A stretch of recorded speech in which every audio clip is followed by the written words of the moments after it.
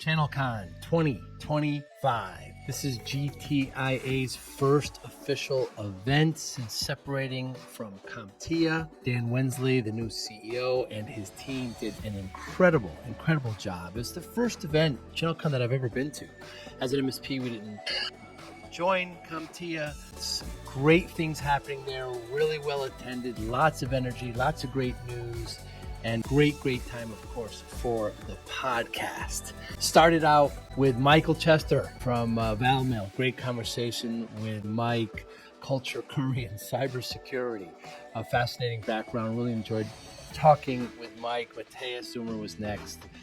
I really, Matthias got a great story, great interests, steakhouse, grit to cyber. Really great conversation. I got to spend more time with Matthias as well. Really entertaining, really fascinating and smart. He was a smart man. Chris Lord, of course, from Solus. Really great. We talked on the virtually before. It was great seeing him there. We had a great conversation from soccer fields to cyber front lines. Robin Robbins, a titan in our industry for a very long time, recently announced the Kaseya acquisition. We talked, I say, from grit to growth, but we had a really long conversation, a great conversation.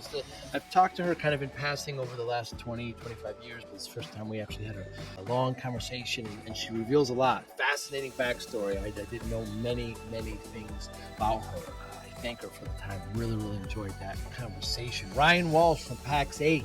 Of course, the big PAX 8 Beyond event was recently, and known Ryan from a distance for a while. We talked just kind of here and there, but a great conversation with Ryan. Leadership, discipline. His father's an NBA coach. X's and O's. Fascinating. Pete Bussum. I've known Pete for, my goodness, 20 years. Former MSP, former Navy's veteran. What he does now to help the veterans in a nonprofit. Really exciting. Really generous. Sales and marketing is what he does. He helped our MSP do it years ago. He does it now, much more automated, AI influenced. Pete Bussum from Equilibrium. Mike Sanka, Movilla, the CEO. Great conversation. Kiteboarding. Didn't know anything about it. But how he got into project management. What's the probability of the sun not coming up tomorrow? Nadav Shanker. Great conversation with Nadav. Smart man, family man, has had Vercom for, oh my goodness, I think it's like 30 years. Great conversation from scuba to securing email is the name of the title. I really enjoyed talking to Nadav. Scott Barlow. I've known Scott for, oh my goodness, since the Reflection days, so at least 15 years. First time, we had a conversation like this. He was fantastic. He knows what he's doing. He's my favorite geologist. I did not know he had a degree in geology. We take that right into Sophos, right into security. Great conversation with Scott. Thank him for that. Victoria Bruns, my goodness. I've known Vicky for a long time as well. Smart, engaging, rides horses. And for a long time, and I open with that and how it can help us about learning about how MSPs grow. Great conversation with Andreas Ambul. Great talking to Andreas at Net3. They're doing great things there in private cloud. We talked about football and baseball, kind of the upbringings, how team sport helps in helping teams and helping companies. Great conversation with Andreas. Stan, even off. The first time meeting Stan, of course, I know his partner or CEO, Anoop. They're at ThreatMate. They're doing incredible things with penetration, with pen tests, and automating them. And really great conversation. But we opened up with guitars. He likes guitars. He likes music, and we just go right from guitar riffs to red teams. And we ended it with Kessie Jepson. I've known Kessie for 5-6 years now. They're at Lenovo. Fascinating woman. She has a big farm, although she never was raised in a farm, but she has one now, makes her own items that she sells at farmers markets. We talk about that and talk about what Lenovo is doing now to help MSPs. Great 3 or 4 days there in Nashville at ChannelCon. Thanks so much for listening and watching. Hi, I'm Joey Pinz, and here's my 45-second introduction. After starting my business in the 90s, I started developing poor habits of eating in my diet because I was working way too much. Before you know it, I found myself 340 pounds. The doctor told me if I don't lose the weight, I'm not going to see my daughter graduate. Took the next 7 months, lost 130 pounds. People think there's some secret. Ask me, how'd you lose that weight? Like there's some secret. There is no secret. How'd I lose the weight? Just one word, discipline. I've had other successes in life, and I attribute them all to discipline. Now, I'm not the king of discipline, but I believe believe that it can help all of us. Friends, colleagues convinced me to start a podcast. The podcast mission: how do we better ourselves and society? I talk to interesting people in health, fitness, sport, wellness, business, technology, science, art, and culture. And I eventually ask them how discipline plays a role in their life. Podcast vision: growth through learning from others. What is it? What is it about horses you like? I see you got these. You have horses, right? Are we recording right now? I don't know. So what what is it about horses that you like? Have you had them all your life? I started riding horses when I was 7 years old. Wow. And yeah, my parents are big horse people. I see. Yeah. That'll do it. That'll do it. And what is it? What is it about the horses? I mean, they I'm fearful of them a little bit. Are you? Well, they're just as scared. They're probably more scared of you than you are scared of them. Really? Yeah, absolutely. But you never stand behind him. You have to make sure that they're aware of where you are around them. So what I always tell kids whenever I'm introducing kids to horses or to Don Juan the donkey, I say you got to put your hand on their hindquarters, and as you're moving around the backside of them, you keep your hand on them as you go around. Because that's how they get attacked from behind. Yeah, and you think about their eyes, right? Their Right. eyes are looking this way, and so it's really hard for them to see in the peripheral sometimes. Yeah, so you just want to make sure that they're not. When you think about fight or flight, horses are 100% flight and no fight. I see. Well- They'll kick and run. Right. They just want to run away from the danger. Wow. Yeah. Wow. Have you ever been hurt on one, Vicki? I mean, you're high up there. Yes, I've been thrown off. I don't even know how many times. Now, I've had why few would a horse concussions. throw you off? Because they don't want to jump a jump that you're asking them to do. Ah. Yeah, or sometimes, I mean, when they're younger, it's just like puppies or kids. when they're young, they kind of tend to misbehave a little bit. Maybe they don't want to do what you want them to do. But they don't realize that the rider can get really hurt? I don't think they're thinking like that. I I think see. they're thinking.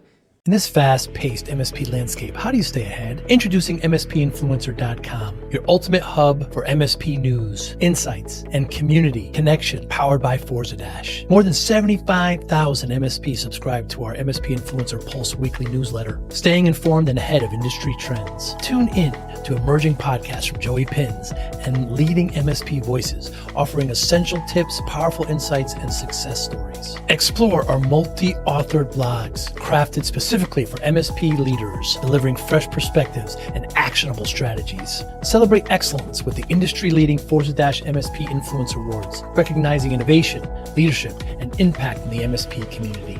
Join thousands of MSP professionals who trust MSPinfluencer.com to grow their business and expand their networks. MSPinfluencer.com, where today's MSP leaders connect, collaborate, and conquer, all powered by the Forza platform, helping MSP vendors work effectively with MSPs and helping MSPs grow. I don't want to do this right now. But I will say this though. I've been lucky enough to partner with some horses in my life that were really, really great. That really did care about my well-being. I see. And even I'll give you a perfect example. I had a horse named Traveler that I rode when we bought him when I think I was 10 years old. He was my Christmas pony. Aww. Woke up on Christmas morning and there was a halter under the Christmas tree, and his name was Poltergeist when we bought him. And yeah, which is That's not a good name. no, Not a good. We're not off to a great start, are The we, German Joe? word for ghost, I believe. Is that poltergeist? Yes. Yeah, and he was quite the mischievous pony. Really? Yes. And they're just grown with they Yes. have this attitude built in, or they get mistreated, or what happens? He was also young. He was young. I was young. My parents didn't really know what they were doing, and so when I went to try him out, apparently the people that owned Poltergeist drugged him, and so he was on tranquilizers, and he was very calm. And we were like, oh, this is a great pony to bring home for our young daughter. Yeah. And that was not the case. But we stuck with him through the years. We found a great trainer, and we just kept at it. Wow. And I mean, he was the best horse that I've ever had. He was very, horses are a lot like people too, in the sense that some of them are very confident, some of them are very athletic, and then others are a little less sure of themselves. So they need more support. And that was really what Traveler needed. He was not the most athletic horse in the world. So when you rode him to a jump, you had to literally ride him to the jump. And there are other horses. I had a thoroughbred off the racetrack who was very athletic. He was like the Porsche. Wow. And then Traveler was like the Honda Civic. And with Captain Peacock, my thoroughbred, My goodness. you would get to a jump and he would make a bid. They jump and they kind of lean in. And then others are just very unsure of themselves, so you have to literally ride them to the jump. I've got you, I've got you, I've got you. I see. Then you get over the jump. Yeah. So it's a very interesting dynamic between horse and human. You get to know what each other's weaknesses are and strengths, and Because if they break a leg, I mean that's yeah. Do they know this? No. Okay. No. Is that why they're also, hesitant? They're also very sensitive creatures too. Like their stomach and intestine, they can colic really easily. Really? Yeah. So you have to kind of walk them around if their gut noise starts to become limited. If they eat something and they're a little finicky. Yeah, they're really sensitive. I think it's because of all of the breeding that we've done, just like with dogs. You have all these different bloodlines, and so yeah, they're very delicate creatures for being so large. Right. They're very delicate. And you said you got concussions. Yeah, I've had a few concussions in my life. Were you landing on your head? You're landing. Well, when I was younger, I was thrown off into a fence. Actually, this is funny. Not the concussion part, but I was riding a horse and who was not Traveler, not Poltergeist, and he ran under a tree, smacked me in the face with a tree limb, and I had a huge black eye. And it was the day before picture day at school, and my mom had to put all this makeup on me to make it look like I wasn't being abused at home, and so we wouldn't have child protective services called on us. But yeah, that was also that was the twofer. That was got hit in the face with the tree limb with the black eye, and then got thrown off into a fence. And my parents took quite the chances when I said I wanted to ride. There are lots of different disciplines of riding, and I think the discipline that I chose was a little extreme. Which is? Eventing. Mm-hmm. Which means? Which is a 3-day sport, and it's 3 phases: dressage, cross country, and then stadium jumping. So the idea is with dressage, it's flat work. You're not jumping jumps, but you're in a large arena, and it's literally a dance between horse and human. And you're doing transitions. You're going from a walk to a trot to a canter. You're doing these 20-meter circles. You have a judge that's watching you and watching to see how well you work with one another on those transitions, and then how powerful the movements are. So there's a lot of power that can come from the horse, and you have to learn how to harness that power. So a lot of it is collecting them, getting them to rock back on their hind ends, so you can get more powerful movements. Wow. Like a gymnast, right? The more powerful the movement is, the better the score is going to be. And that was day 1. That's day 1. Day 2? Cross country is where you're jumping 15 to 20 jumps over a mile stretch. Wow. And you're timed. You don't want to come in a minute below your time. You also don't want to come in over your time, because you get time penalties. And then, of course, if your horse refuses to jump 3 times, then you're eliminated from the competition. And that's usually the phase where the most injuries occur. Because the jumps are very large and they're very heavy, and they do not fall apart when you jump over them. Whoa. And there's These are like the 3-tiered. like picnic tables or barrels, or you're jumping over large, deep ditches. You're going through water combinations. So you're galloping through water and jumping maybe over a jump in the water or coming out of the water. You're jumping up banks. You're going up and down hills. Wow. Yeah. Does the horse know it's on stage? Yeah, It knows it's performing. absolutely. How? Yeah. And some of them love to perform. Interesting. Yeah.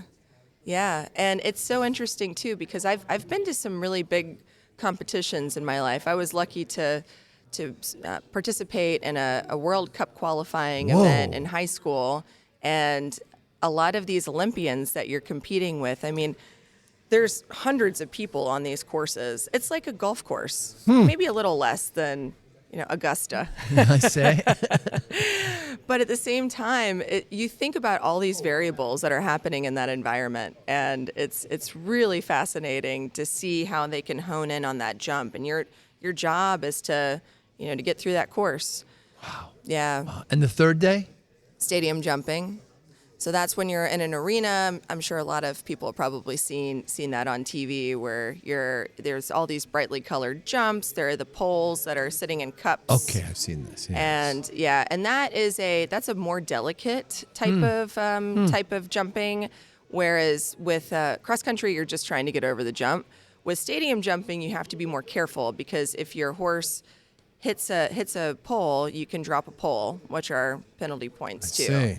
Yeah, so it's a lot more collected and a lot more strategic about how you're doing it. So yeah. So you mentioned the Olympics, like equestrian. Yes. So is that the 3 days? So eventing is an equestrian sport that is in the Olympics. I see. Yeah, and there are a lot of Olympians that have their own horses that they're training for the Olympics or for other large events, and then they have a lot of students too. I see. Yeah, so they'll ride a lot of younger horses that are up and coming. You'll see them walking the course with their students. Hey, Joey Pinz here. Want to take your podcast experience to the next level? I'm excited to invite you to become a YouTube member. It's the absolute best way to support the channel and enhance your connection. Join our amazing community and unlock the incredible perks, custom loyalty badges, exclusive emojis, and priority comment replies. Your voice will always stand out. Be the first to watch new videos with early access, receive special membership shoutouts, and get exclusive behind-the-scenes photos and updates. Dive into content available only to our members, special videos, deep dives, and insider perspectives. Engage directly with me. Suggest podcast topics you want to hear, and even get personalized video shoutouts. Hit the join button right now and become part of something special. Let's build this amazing community together. I can't wait to welcome you as a new member. Join the Joey Pinz family today. Because that's the other thing you have to do. You have to walk the course to kind of know how to set your horse up for the jump. And the horse accompanies you when you're walking it? No. Oh, you're walking it. Yeah, you're walking it on your own with your trainer typically. But when you're competing, that's the first time the horse has seen the... Yep. Wow. Mm-hmm. Wow. Yeah. Wow, that's very intricate. It is. It is. And so you have to come up with a plan. You have a coach of how you're going to attack each day and each event. Yep, exactly. Yeah, and sometimes, based on the course, you want to kind of figure out like what is the easiest approach to a jump, I would say, and pacing off in front of a jump to see how many strides it'll take to get there. Wow. Yeah. And how has There's a lot of technology strategy. helped? Has it helped at all in this area? Actually, yes. So, funnily enough, when I started riding, so it's been a little while since I've competed and I've been on the circuit, but for cross country, you would have to wear a styrofoam vest to protect kind of your internal organs. Oh my God. And you would have like an armband that has your name, your doctor's information, your blood type, stuff like that, God. what your allergies Yes. are. And now they have these amazing vests that literally inflate. There's a wire that attaches to the back of your saddle, and if you fall off, your vest automatically inflates. Yeah, It's an airbag. It is. It's an airbag for your internal organs. Wow. Yeah. So that's kind of interesting. I mean, you have these large watches that you wear when you're out there. on the field. And I would say not really technology related, but there's always evolutions and headwear and, the type of breeches that you're wearing, the boots, all those things. Do you ride every It's- day? No, I don't ride anymore. At all? No. Interesting. I'm getting back into it though. Yeah. But they're right there. They're available. You just don't go and do it. Well, I have a mule and a donkey that I foster, Whoa. and which is part of a horse rescue that I'm also a part Yes, of. you are. Because I'm horrible at saying no to things. But also I love it because you're helping these animals that may not have had another chance at life. And my parents live right next to my husband and I and our son, and they've got 3 rescues. And they're not really rideable either. But we're working with them to try to get them to trust humans again. Yeah. And the difference between a mule and a donkey, a mule can't reproduce, can't breed, A mule can't, reproduce. but otherwise they're the same. Yeah. Yeah, and a mule is the combination of a male donkey and a mare, or a female horse. It's really interesting. You love it. Yeah. I know nothing about this area. And it can be expensive. To take care of animals, it's always expensive, Yeah. especially equines. But I'll tell you this, mules and donkeys are very durable animals. They're much more durable than horses are. Interesting. Yeah, I think it's because their genetic code, well, the donkey, maybe this is a better example for this, their genetic code hasn't really been messed with that much. People aren't breeding donkeys to create different bloodlines, right? So they're more pure. Yeah, and they're much more sturdy. Interesting. Yeah. Yeah, they're very easy to keep. They're protectors. And that's why people love buying donkeys when they have smaller animals like goats or sheep, because they will attack coyotes. Really? They will kill predators that come into their pasture and try to hurt those that are part of their herd. It's really fascinating. And the name of your donkey? Don Juan. Of course. And how did you name these? It's I just did like not your name pets. Don Juan. I see. Yeah, but he was part of a rescue effort. There was an animal hoarder who had over 300 animals. He had a combination of goats and just you name it, and lots of donkeys. And so he was Donkey One on the list. So Don Juan. I see. Oh, I see. Vicky, we're here in Nashville at, I keep on wanting to say in CompTIA, but we're here at GTIA, the big ChannelCon event. Yeah. What are some of your goals this week? Well, a lot of my goals have been checked off this week. Good for you. Yeah, we had an amazing breakout session yesterday on what ITSPs should be expecting and anticipating from their vendor partner programs. So the Channel Development Advisory Council that I helped to co-chair, we came up with a vendor tech guidebook that gives best practices to vendors on how to create channel programs.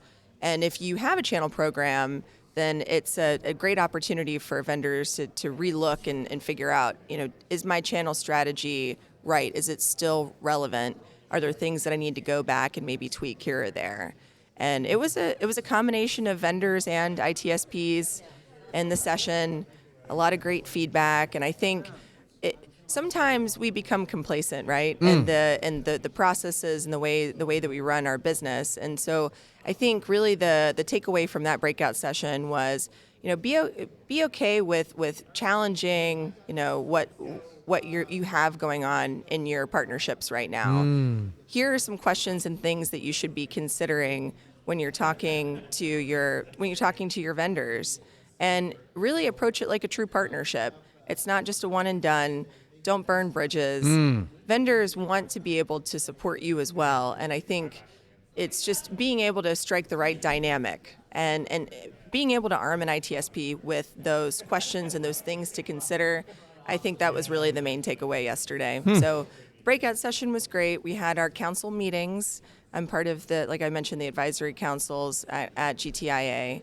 And our goal is to really create content, understand what's happening in the channel, see what the needs are of the channel, and then create create information and materials that help to elevate the channel. So we've got channel development, there's a workforce council, IoT, AI, data, SaaS ecosystem. And so we're all doing a lot of different things to help the channel. Yeah. You say ITSP. Why not MSP? Oh, well, you've got to ask Dan Wensley, the CEO of I say. GTIA that. No, I'm just kidding. It's because it's a broader term. Yes. I think even at ConnectWise, right, we try to use broader terms. Yeah. And instead of just pigeonholing all service providers into the managed service provider category. So I think it opens it up for more verticals and things that maybe MSPs are already doing today, but maybe they just don't really categorize themselves as, doing office technology or other managed services. Yeah. Interesting. Yeah. And what should vendors be doing to be better partners to the MSPs? They should be listening. They should be listening to what their partner needs are.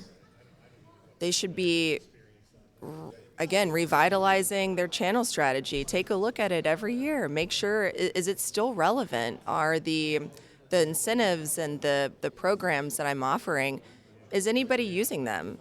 When I'm giving MDF to my partners, how are they leveraging that MDF? How are we reporting on that? Marketing development funds. Yes, marketing development funds. Thank you. How frictionless am I making the experience for my partners? That's what vendors should be thinking about. And I think that nobody's perfect, but I think that as long as vendors continue to lean in and work with their partners, then I think there's a lot of potential that they can unlock. So. And when I talk about partner programs, it's not just the co-selling motions. There's also the integration aspect, the technical and the operational aspect to those partner programs too. So, and this guide list that we came up with is really a best in class. It can be a little overwhelming when you're looking at it and thinking, oh my gosh, there's so many things I need to do for my business. But the goal for us is to say, hey, this is kind of a North Star. This is a best in breed type of motion that you should be considering for your programs, vendors. And as long as you're taking a look at that list and figuring out what is the next priority on this list that I need to move the needle on to help my partners, then that's, we've unlocked our goal. Yeah. I often hear from vendors that they have unused MDF. Oh, yes. Well, because sometimes I think vendors make it difficult for ITSPs or MSPs to know how to leverage those funds. When we actually asked this question yesterday in our session, we asked how many are leveraging MDF. There were not a lot of hands that came up. And that in itself is shocking. I think that we don't know what we don't know, and I think it really comes down to proactive communication between the ITSP and the vendor, And sometimes, we don't make it easy. We have to make it simple. We kept going back to this yesterday, and I mentioned it here. Frictionless. You have to make it easy and intuitive and frictionless to understand how to unlock it. Now, can anybody just go to GTIA and get these documents, or they have to be a member? Or they're gated? No, they're not gated. They're not gated. If you go to gtia.org/resources, there's a lot of great stuff there. There's the state of the channel reports that GTIA puts out every year. And those are actually going off on a little tangent here, but those are located based on the region. So there's North America report, UK and I, and all of our advisory council resources are there as well. Yeah. Why should an MSP be part of GTIA? Because GTIA has one mission, and their mission is to elevate the channel. And I think being able to come into a community where there are so many great people that want to give back, that is the essence of what we're doing here at GTIA. And so if you want to lean in and grow and mature your business, come here, because you've got a lot of great vendors and a lot of great ITSPs that are part of this community that want to help you. Yeah, they do. When I was an MSP, I kept looking. We were thinking about the certifications attracted us. But we never. That was CompTIA back then, but we never became a member. We just didn't see the value. But it was shame on us because we just didn't pursue it enough, I would think. Right. Well, and I think one of the starts, and this is always difficult, is how do you get out into an event? How do you get out of the office, and how do you actually come to an event? I know there's a lot of ITSPs that are just not, they're not coming to events, Right. but they're really missing a really vital opportunity. And one of the things that that Andy Laren, who's on our Channel Development Council, mentioned in another breakout session the other day is that, when you come to these events and you start sharing as an ITSP, you're really growing leaps and bounds beyond your competition in region. So it's, believe it or not, sharing your secret sauce or sharing what helps you to win with others really does put you ahead of the competition. So if you're not going out to events, and I'm not saying every event is equal, but Right. If you're not coming out, then you're not doing what's right for your business. You're not doing what's right for your clients. You're not doing what's right for your employees. You got to get out of your business to be able to come and learn. Certainly do. When I talk to MSPs, I talk to them every day.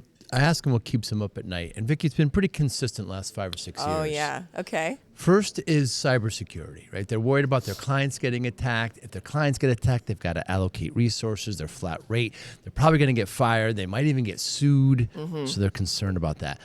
2 is human capital. If their techs leave, their big techs leave, how are they going to replace them? How are they going to get new techs? It's 1% unemployment of IT here in the States. Very, very concerning. And then lastly is just general growth. They're usually tech-led. They're not, I don't want to say good, but they don't know kind of the soft skills of sales and marketing. PE has poured millions, hundreds of millions of dollars into the community. Their friends are selling their MSP, so they need to have organic growth. How does GTIA help in those 3? Well, there's a cybersecurity interest group for the North America community. We also have the GTIA ISAO. The GTIA ISAO, which is great. I mean, if you really want to know what's happening from a threat level, you've got to be a part of that group and know what's happening on the ground. And there's also the GTIA Trustmark. There's a lot of, which is the Trustmark, and I feel like I'm probably not going to do a great job of explaining this because I am not a cybersecurity professional, but just know what you're good at, right, Joe? But the Trustmark really helps to take all of these different frameworks, so these different compliance frameworks, and helps to boil it down in a way where you're able to really kind of take the best from each type of compliance framework, and then be able to use that to educate your clients once you go through it. And the MSPs, the ITSPs that are doing it and going through those cycles to mature their cybersecurity models for their practice, they're able to have more constructive conversations and with their clients, and I think they're able to help educate more. So there's a lot of great free resources there with your membership that come with GTIA. And from a talent development perspective, what I've seen here this year at ChannelCon, it's a little different than years before, is that I've seen more vendors and more ITSPs bringing their employees. So I highly, highly recommend that. I mean, I think it's a great opportunity to grow people within your practice and keep them there, keep them growing, keep them engaged, keep them wanting to stay with you. So there's a lot of apprenticeships too that I've heard of that GTI has done in the past, but there's a lot of ITSPs here too that I've talked to that run apprenticeships. So again, being part of this community and coming in and maybe talking to other ITSPs and asking, hey, how do you run your apprenticeship program? What are some things that I can take back and maybe I can create? To almost create like a bench when people are coming out of college or graduating from high school. How do I get them in young? How do I keep them, kind of, where do I start them? First year help desk, and then how do I grow them to like a sysadmin or a network admin? So very cool. Yeah. And growth, yes. So cybersecurity, data protection, we know those are huge revenue streams for ITSPs. there's been a lot of sessions and tracks here around M&A, operational maturity. So I think you really get it all when you come to ChannelCon. So I think, there's a lot of channel development. A lot of the stuff we're working on is growth related too. So actually, I'll give you a little insight here on what we're Please. working on next. We're creating some M&A content for maybe not the larger MSPs, but maybe the kind of the smaller MSPs that are still maybe interested in learning how they can grow, they can acquire other potential businesses. And we're working with the AI Council to create a monetization track or education track on what can vendors and what can ITSPs leverage when they're bringing AI into their business. There's obviously the operational piece and the data governance piece, right? Which I know the AI Council is working on that. But as channel development, our focus is on growth, channel growth, right? So a lot of the stuff we're working on, and will be coming out in the next year, is related to that. Want to show your love for discipline, inspiration, and the Joey Pinz podcast? Now's your chance. Introducing the brand new Joey Pinz merch store, where style meets discipline. Choose from premium apparel, cozy hoodies, stylish hats, durable bags, and your new favorite coffee mug, all featuring the iconic Joey Pinz logo. Perfect for podcast fans, discipline enthusiasts, or as unique gifts for friends and family. Every purchase supports the Joey Pinz Discipline Conversations podcast, helping us continue to inspire greatness and promote positive change. Visit joeypins.com/store today and wear your discipline proudly. Joey Pinz merch. Wear it, share it, and live it. Very cool. Very exciting. Yeah. So, Vic, you know my story. I started the MSP back in the 90s. You weren't even born yet, but it was a great... Yes, I was. That was a little joke. And I was working way too hard and, 14, 16-hour days and putting my health in the back seat, and not eating properly, etc. I'm at the doctor. I'm at 340 pounds, she tells me. So I had gained all this weight. I was in my 20s. I didn't, I feel like I'm invincible, right? But she tells me, if you don't lose this weight, you're not going to see your daughter graduate. So my oldest was just born, scared the life out of me. I'm driving home, punching the steering wheel. What have I done to myself? I can abuse myself all I want, but I have this family now. I need to be around. I've lost control, so I'm upset with myself. So the next 6-7 months, lost about 120 pounds and kept it off. So that you can't look at it as a finishing line when you lose weight, right? These are lifelong changes. And so when I tell people this story, they always say, what's your secret? How'd you do it? And there's no secret, Vicki. Discipline. I feel it's a spectrum with focus and motivation and routine. How does discipline play a role in your life? Oh, well, I need to have discipline when obviously raising a 6-year-old child. Yes. When it comes to being married too, I don't want to have a roommate. I need to be able to create guardrails around what I do for my career. I know you have to know what your strengths and weaknesses are too. Certainly. I can get very excited about things and throw myself headfirst into projects. I'm really good at that.